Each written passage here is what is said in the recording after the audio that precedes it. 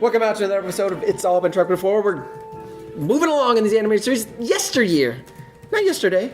Yesteryear. Yeah. Check out Spock. Spock's childhood. Problematic. Just like, for all of us. Speaking of problematic, it's all been done. A Bare Naked Ladies podcast. Evan and Sager are going through the entire Bare Naked Ladies catalog, one song at a time in the weekly show. It's all been done. A Bare Naked Ladies podcast. And they just recently did. It's all been done.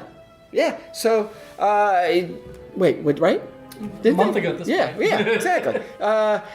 So they're hitting the hits. If you've been waiting for them to hit the hits, check it out. But you know what? Go back and check it all out with these guys. As I said, they've reached the big album, Stunt. The one contains 1 week. Listen to it.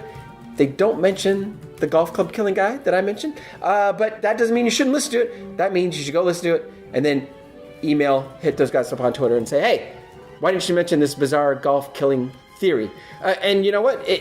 Maybe they'll do a special episode on that. And if you're a supporter of us at patreon.com/IABD, you'll get to check that out. Maybe you'll be on it if you support to a certain level. Maybe you'll get to, write the entire episode. Who knows? Your level of support matches your level of participation and matches how much we're going to love you and your support. Patreon.com/IABD. Speaking of other things, Mary Ann's Macabre Review. Check that out. It's time to bring the spooky. Mary Ann's Macabre Review, a podcast released every other Tuesday, talking all things horror. They cover film, television, books, web series, and even board games. If it's horror related, Mary Ann is on it. A new topic every episode. You can subscribe on iTunes or wherever you listen to podcasts. Check out Mary Ann's Macabre Review and all of our programs at IABDpresents.com. And now check out, poor little Spock. Poor little Spock. Yesteryear on It's All Been Trucked Before. Welcome out to another episode of It's All Been Trucked Before. Your regular hosts are here. This is Steven. And Keith. Jimmy-Jerome. We are here for the seminal classic Yesteryear, the second episode of the animated series. Yes. In which Spock travels back in time to prevent his death as a young Vulcan. Directed by Hal Sutherland, written by Gene Roddenberry and DC Fontana. So staple writers. First impressions. This is usually regarded, I think it still is, as the best of the animated. Yeah. This episode? Yeah. It's interesting to hear you say that, because I was thinking that it was strangely advanced, the concept, the time loop or the time travel causation, and it was very efficiently done in the sense of they didn't over-explain anything. Yeah. Back then, they had every right to because that's the concept that I thought was something fairly modern. Yeah, and it almost feels like something that a bunch of kids wouldn't be watching on a Saturday morning. Right. Which is probably true, because there probably was a lot of adults and some kids watching, and maybe they didn't get all the concepts. And I hadn't seen it in a long time, obviously. But I like Jimmy-Jerome. I've read all the novelizations. I'm almost as familiar with that. Oh, also, when I used to read all the fanzines. Is it fanzines? Is that how you say this? Yeah.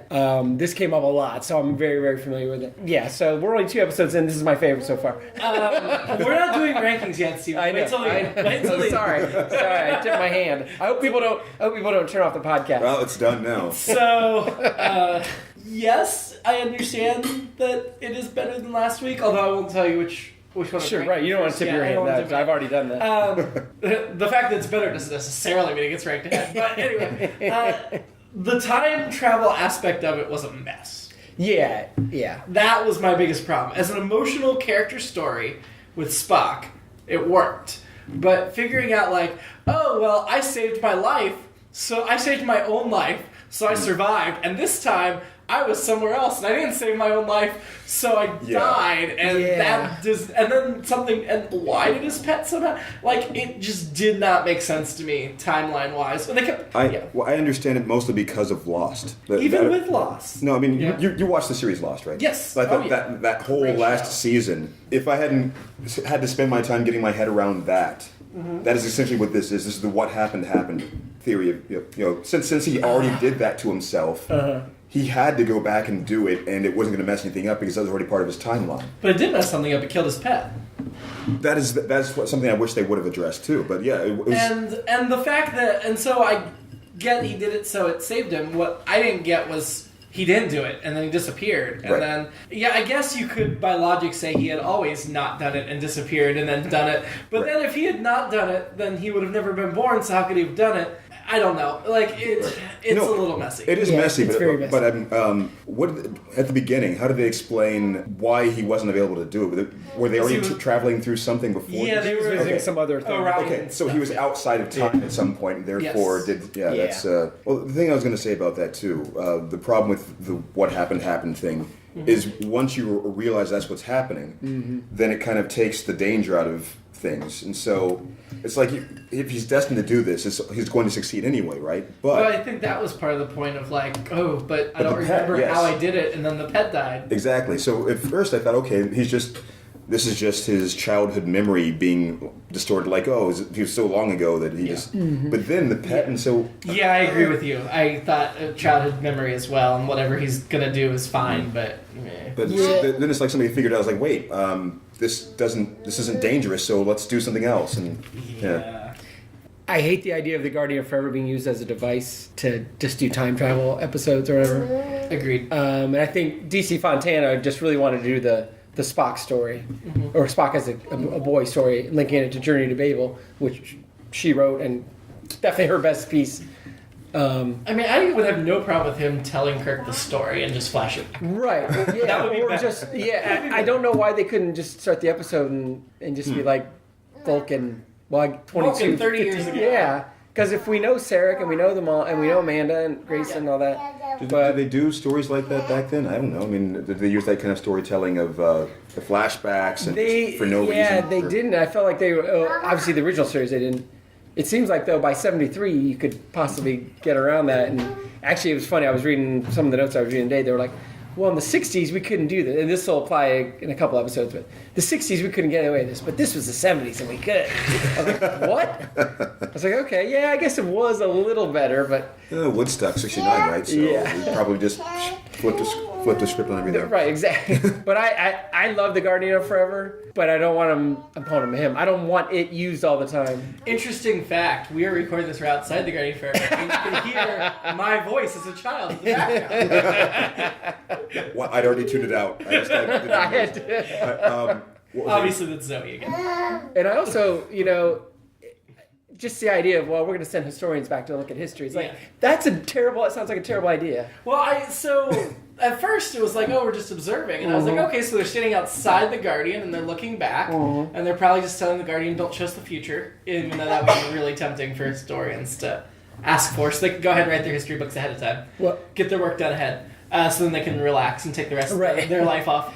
Then, they were going back in time to observe, and that bothered me. Yeah, and the Guardian says at the end of City on the Edge of Forever, I can be used for many travels, many times, blah, blah, blah. And it's like, okay, but Kirk is just like, nope, nobody. I would. That's probably my alternate episode, is Kirk having to go back to that spot. I mean, because he's got to bring back all those memories of Eden. So your alternate episode is Shatner's alternate episode, because there are several Star Trek books written by Shatner set after Kirk's death, in which Kirk is resurrected. It gets very convoluted how he's resurrected. Yeah. But then he goes through the Guardian of Forever again. Oh, okay. Because of course Shatner wanted to use that to go back and do things. Yes. And then he ends up in the Mirror Universe. There's like 12 novels or something. Yeah. And again, with two actual others. But I feel like the Guardian of Forever should not be solely like that. But even in his version of it, it is heavily guarded and fully off limits. Yeah. And they're like, okay, there's this like chicken alien standing there. Where's the one red shirt that came with them? Isn't there the one, I think we talked about the one novel where the Klingons or the Romulans use it to throw them back in history? And that I like. That angle I like is that if there's something cool like this, people are going to screw it up, including in this episode. Obviously, it happens. Well, I don't think those stories should even know about it, because Starfleet should have classified the hell out of it. Right. Like, we're not talking about this, because if the enemies find out about this... Yeah, and I feel like the Guardian should be able to figure out a way to make these trips safe. If he's got the power to send people to any time or place they ask, he should have the power to, like, I don't know, make them invisible, limit the damage. So you said your alternate episode. I've got like 3. Yeah. I think. I hadn't even written that one down. It just came to me. But there's plenty, I'm sure. So the obvious is that Spock in the time travel should have been played by Tom Selleck with a mustache. Right. Because his name was Selleck. And that was his disguise, and that would have been a great tribute. Even if it was played by Leonard Nimoy, to have the mustache and call him Selleck. by Brent Selleck of the Philadelphia Super Bowl champion Philadelphia Eagles. Sports.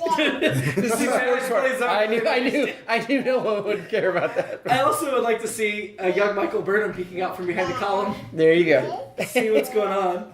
And then my other alternate episode, and this gets real goofy, is Spock the Practical Joker. It's just him running around like sticking whoopee cushions on chairs. I forgot about Joey that. buzzering aspect. people's And hands. I don't think that's ever examined anywhere else in Well, Trek because canon, they is it? say... He only did it once.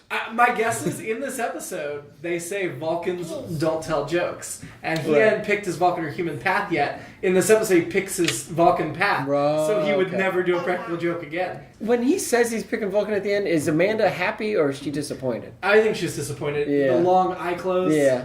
was like, I get it, I understand, but it pains me. I think that's what she's always been, though. Like, anytime you see Amanda portrayed...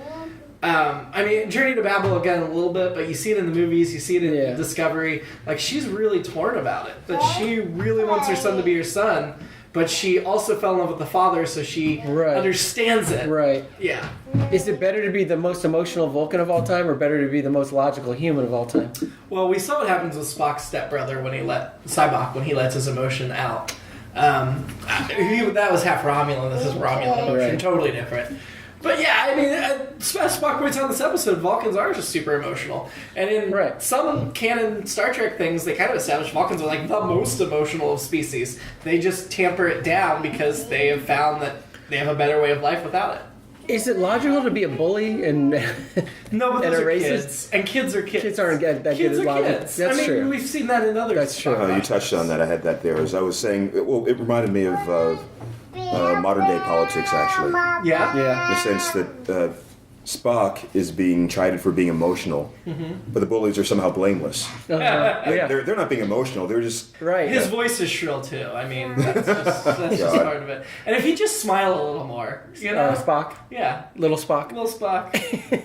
Nobody likes him, but there's no good reason why they don't like him. No. He's really very capable and intelligent. Like, yeah, they can't tell by looking at him that he's human, so word must have got around. Or he's half human, whatever. Well, I think his father's pretty well known, and his mother, the That's marriage true. would have been well That's known. true. That's true. I do want to know why the little boys on Vulcans don't wear clothes. It's a weird... Like, every time we've seen flashbacks of Spock as a child anywhere else, they're in robes. But this time he's in, like, tiny, like, briefs and a sash. I'm glad you brought that up. So that's not canon anywhere. It's I've never briefs seen with it in like a crossing guard outfit. Crossing guard sash, yeah.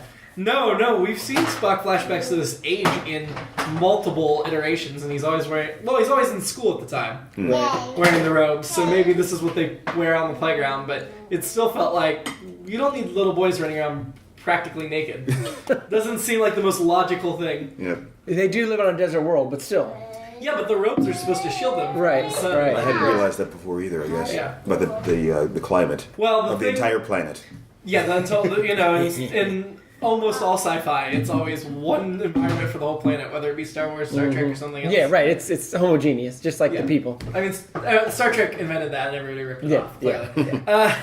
I still can't get over all the Death Stars in the theme song. The stars that look like Death Stars because of the glow around. Yeah. Yeah, I think George Lucas was watching Star Trek the animated series and goes, "Hey, that could be a machine." I have no doubt that he. No, but seriously, though, I was talking about environment. In Sarek's home, there was a fountain, like a big elaborate fountain with water. Yeah. How is it logical to waste water in that manner? Yeah. Like, I don't think we've ever seen that in any iteration of Vulcan out this episode either, of water being displayed so frivolously. They came up in Dune, didn't it? Maybe it's a. Goodness, Zoe. Sorry, I think that came up in Dune at some point, like the movie or the book. I can't remember which. But the idea of having the fountains, even though they were. I haven't seen Dune. Huh. I would just I think think Vulcans wouldn't do it. I think it was the book. It had to be the book. Yeah, the movie, I've seen that eventually. It was like, what? Maybe the fountain was actually more of a wastewater treatment kind of thing, so it actually that. purified the water. Aerated the water. Yeah, did whatever it needed to do. And that was interesting. They called them time planes instead of timelines. Was that a thing in the 70s? Planes, like a flat plane. He's like, in this time plane. Yeah.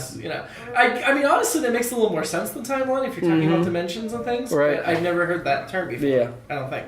So I have some questions then. Yes. One of the problems I faced, I was a little distracted during the first couple of minutes, and so I'm not sure how many things I actually missed, because it sounded like a lot might have happened exposition-wise, because they were flying through some things. but also the Guardian of Forever. I don't remember. Is that from Sea on the Edge of Forever? Is that Yeah. when it was established? I don't remember that. Different voice. It sounded very different. I This was don't- James Doohan. I wrote down. I do not like. Again, I'm clearly I'm a Guardian of Forever purist because, as I've already established, but the voice of it is so great. And In the original. Bart LaRue, yeah. Yes. And in this one, it's Doohan making it like the Guardian of Forever is old. And he is, but Bart LaRue gives it that I'm immortal and I've been here forever and I'm going to be here forever. Doohan gives like, I've got about a year left and I'm dead. Yeah, Doohan did not get very close. Unlike Majel playing Amanda. Yeah. Which bums me out that they didn't get Jane Wyatt. Yeah, Like, let's save money on the voices this episode. She actually, I think she just wasn't available. Yeah, either, I'm trying to think, they just said she wasn't available, but that may have been why she wasn't available. But yeah, Majel actually sounded a bit like Jane Wyatt. Yeah, she did. Whereas Jimmy Doohan was just like, nope, I'm doing my own Guardian. She put her voice into a higher range or whatever, yeah. But Doohan, I do not like it. Majel also voiced the Madeline Kahn looking chick. I think Yes. her name was Gray. They did almost everyone in this episode except for Sarek, which was Mark Leonard, and then the boy was Billy Simpson. Yeah, no, Jimmy Doohan did Scotty, the Guardian of Forever, Aliquom? Is that Aliquom? Bates, Lieutenant Erickson, Commander Thalen, and the Vulcan Healer. Mm-hmm. He was busy. Yeah, Billy Simpson played young Spock, and Keith Sutherland played young Sepik. Keith, not Keith.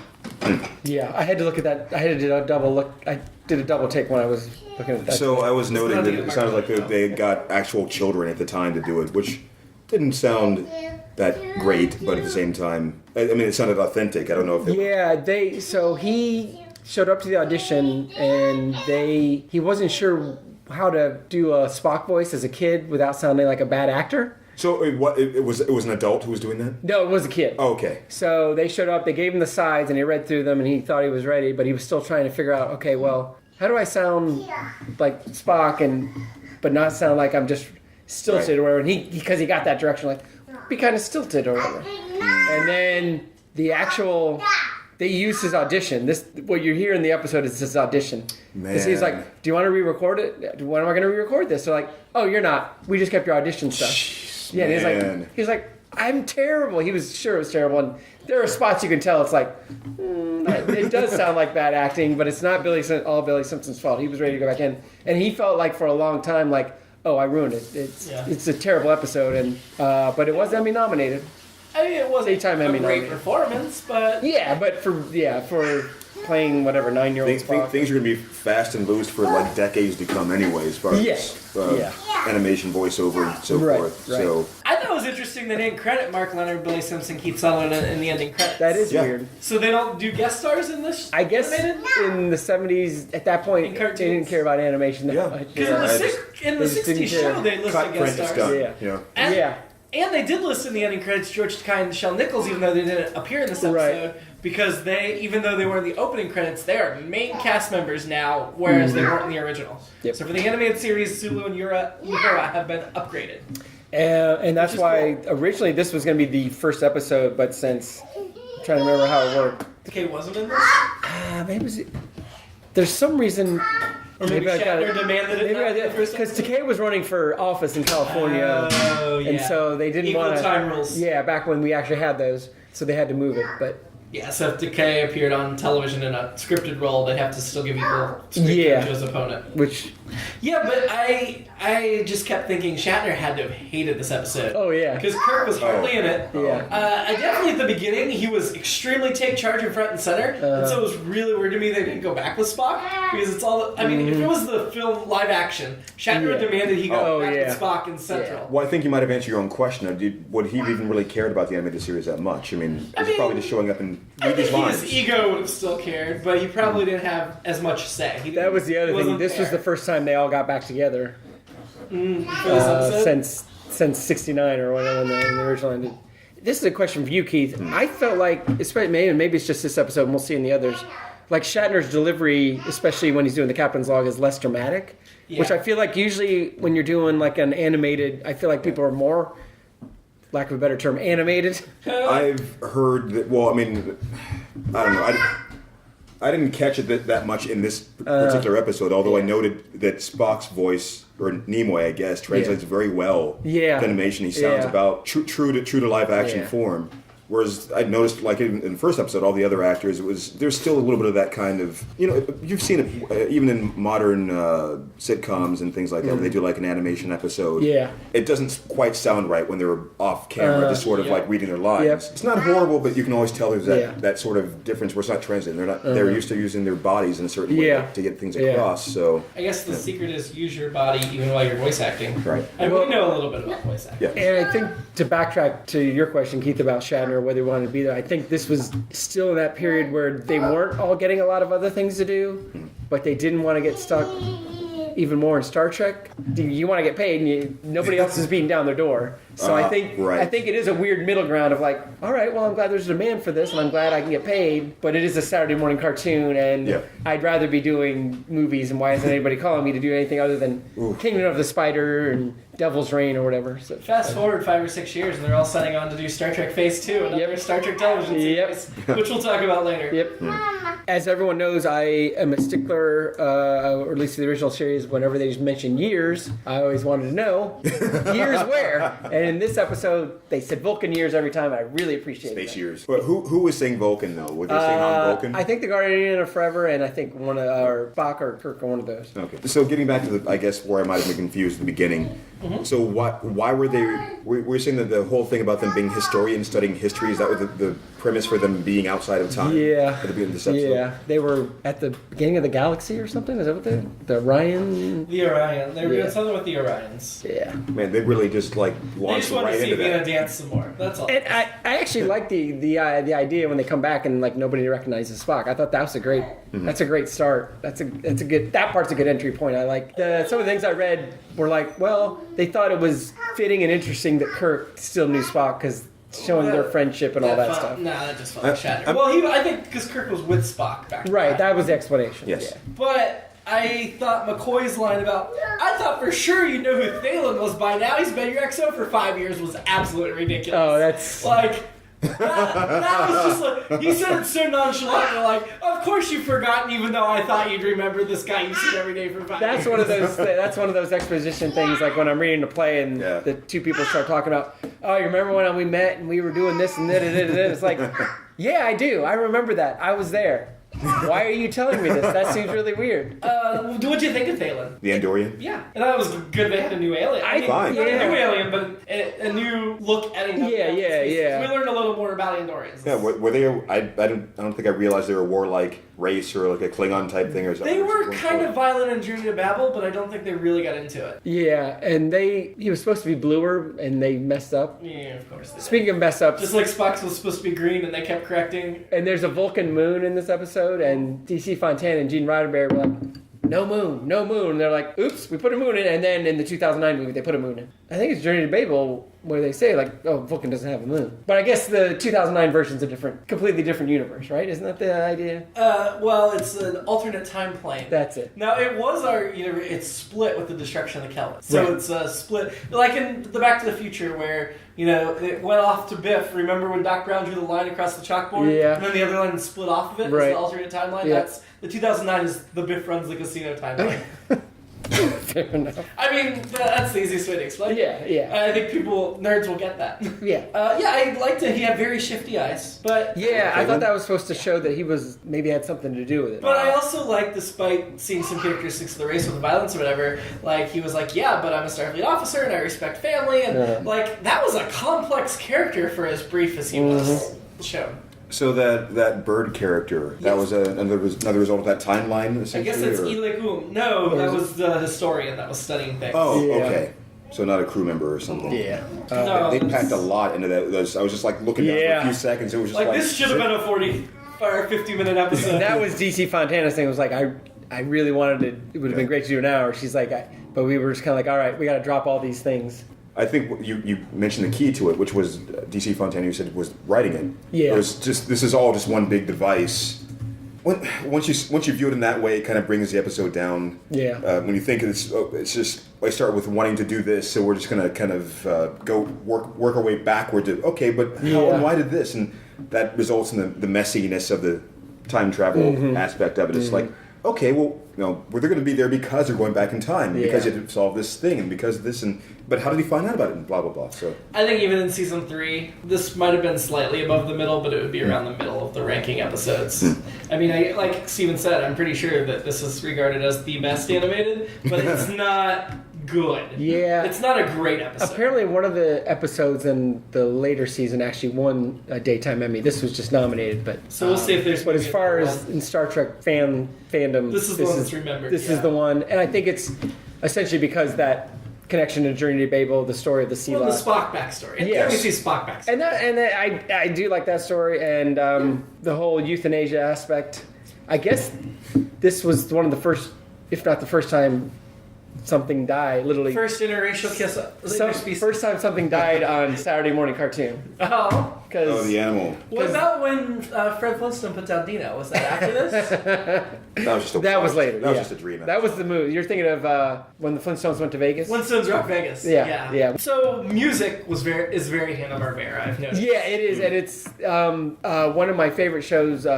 Not after this. A few years later was the oddly titled Shazam Tarzan Hour. Okay. So half of it was, there was a Shazam Hour that was part live action, and then he turned into Captain Marvel. Yeah. Captain Marvel. Sorry, Captain Marvel Tarzan. The other half was Tarzan animated, and a lot of the music in here ends up in Tarzan.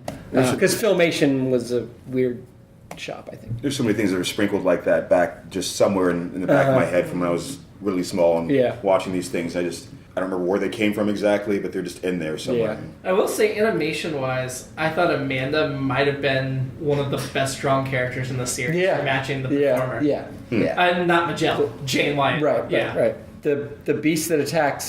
Speaking of that, I don't know if you guys recognize the sound it was making was actually Godzilla. No, I did not realize that. Was it doing Yep. And it was literally taken from the Godzilla movies. That would be a good tie-in to Dirty Story Night, I think. Yeah. Keith wanted to change the name of this episode. Yes. Yeah. And I think his name would have been better. Times change. Yeah. Times change. I mean, not that Yesteryear was bad, but... Well, they hit it right at the end. Spock hitting that. That was such a great little throwaway line, but at the same time... Times change. Yeah, it was in response to Bones even saying, Vulcans don't joke, and then like that subtle little joke that no one else would really get, and just kind of muttering it, That, to me, him saying Vulcans don't joke, I mean, I know earlier in this podcast I was just like, well, this is why we never see Spock joke. But I was kind of tongue-in-cheek there. Honestly, them believing that Vulcans don't joke to me is the same way they just believe Vulcans don't lie. It's not necessarily true, it's just what Vulcans have represented themselves as. Yeah, because we talked many times where Spock is thrown shade. It's been very humorous. Absolutely.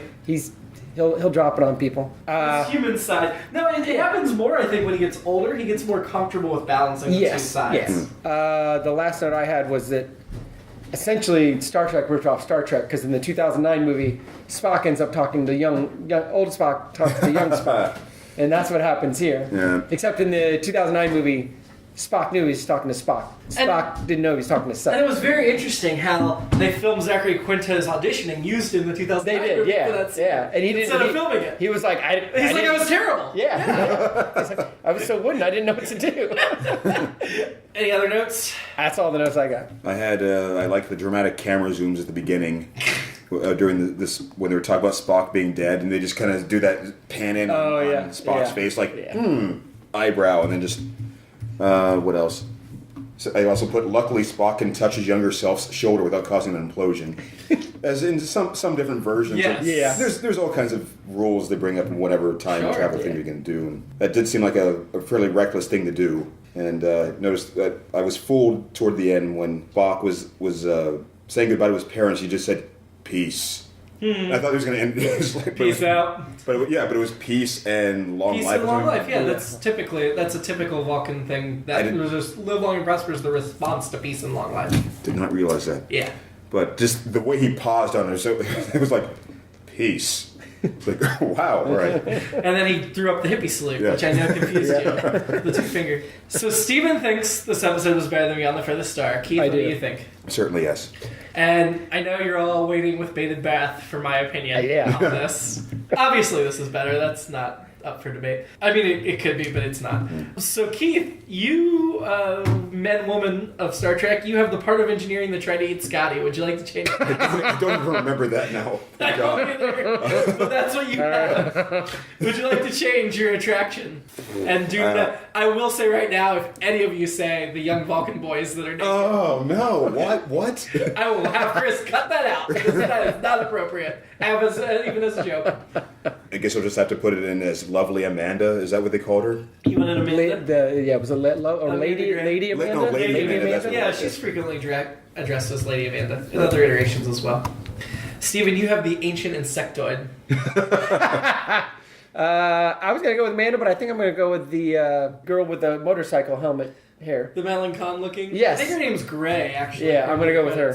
I'm going to put her. She seems like she'd be fun. Kahn, so I remember who she is when next week you asked me, who was that girl again? Man, I was thinking Lady Amanda as well, but I don't know. I like Steelan's shifty eyes. If it was Jane Wyatt, then absolutely, no question. Yeah. I'm going to go with Commander Thelon. I liked the shifty eyes. I thought he was noble. I thought he looked like he had strong arms that could hold you. So, is he still out in that alternate time plane, or is he nothing now? I assume he's still there. He's just in a different job. He's probably first officer of a different starship. Okay. Maybe one that got blown up and he died. I was just about to say that. He was first officer of the USS Kelvin. Oh, crap. I'm going to go with Thelon, though. I was just impressed at how complex a character they built in such a short appearance. Yeah. That I want to learn so much more about him that I'm choosing him. We gotta get creative on this, because the animate's not gonna give us thought. No. I feel like I have to defend this episode now.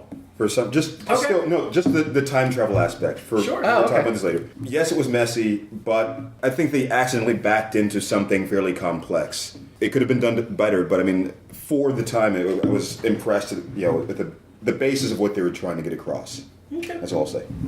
Fair enough. Your opinions are appreciated and accepted. Peace and long life.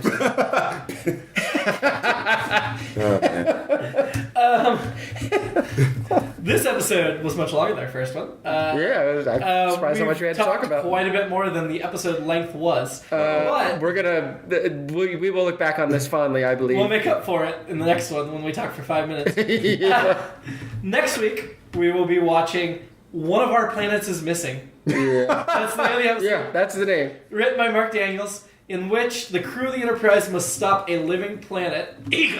Consuming cloud. I didn't finish the sentence. A living planet consuming cloud. It's another cloud. This is also before it attacks an inhabited world. Mark Daniels was the director of the Doomsday Machine, and he wanted to revisit that idea. Yeah, he's mainly a director. He's not necessarily a writer. Really good director for the Doomsday Machine was amazing. Oh, it's one of my favorite episodes. Yeah, it's one of It's so good. And this does sound very similar to that. Yeah. So there you go. We have that to look forward to. So, peace and long life. Live long and prosper. It's All Been Done presents Who's Got the Time?